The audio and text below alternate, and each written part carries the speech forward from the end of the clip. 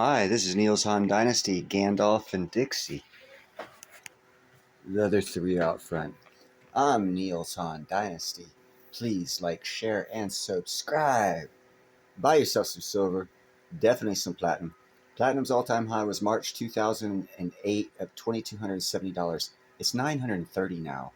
It will go back to its all-time high, so you can guarantee you're going to no less than double your money when all the other metals reach their all-time high. So there you go. It's 60% lower than its all-time high, approximately. Silver is about 50% off its all-time high. So platinum's a better deal. But that's not what this is about. This is about being kind, helpful, and grateful because it's better than being a jerk. That's not what this is about either. This is about me being right again. But I will allow you to hear it because it's been a long time coming, and that's just how countries work. And I understand this, and I try and project that to you guys so you understand it. But here is another person explaining it. In geopolitics, positions evolve. Your interests of today are not your interests of tomorrow. Case in point, a recent joint statement by India and the Philippines. But first, some context. The Filipino foreign minister is in New Delhi. He held talks with S. Jaishankar on Thursday. Then they issued a joint statement. Let me quote from it and listen to this carefully.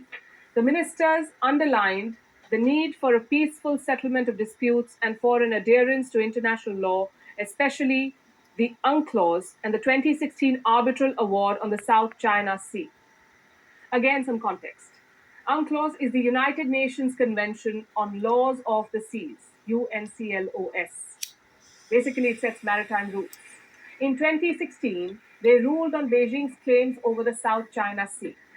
Now, if you ask China, 90% of the sea belongs to them. But the UN rejected that claim.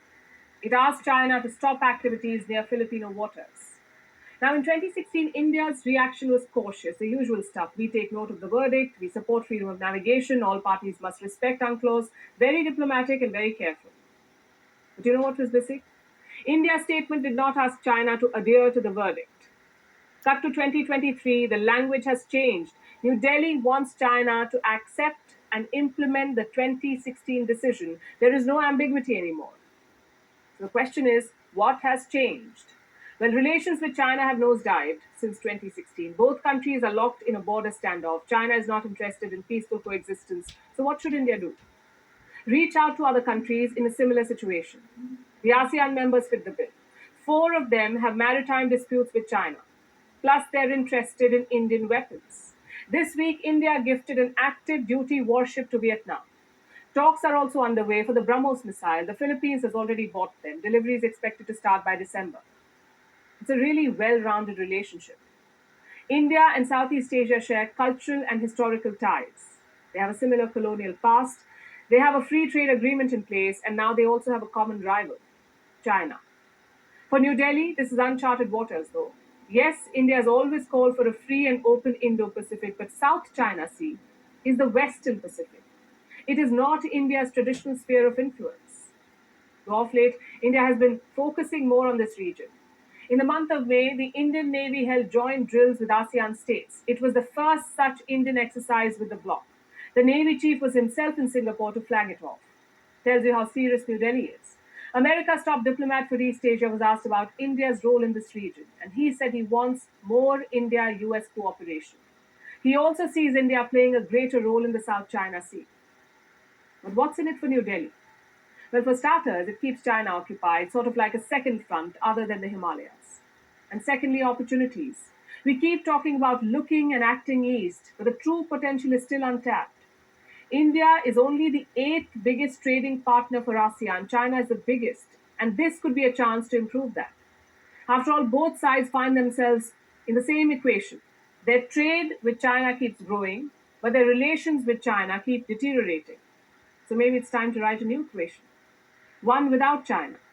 Also, the defense deals. Southeast Asia is spending $43 billion on defense. American weapons are too expensive for them. Russia is too busy. China is their adversary. So, what options do they have? A handful of countries, including India and South Korea. And both these countries, India and South Korea, are making efficient and affordable arms. Politically, this is a big shift for India. It's not reacting to China's power games, it is taking the power games to China. We saw evidence of this last week in the United States. Prime Minister Modi talked about coercion in the Indo Pacific. It was a clear reference to China. And now India is openly backing the Philippines against Beijing. These are signs of a more assertive policy. It doesn't yet make India a major power in the Western Pacific, but it certainly signals that.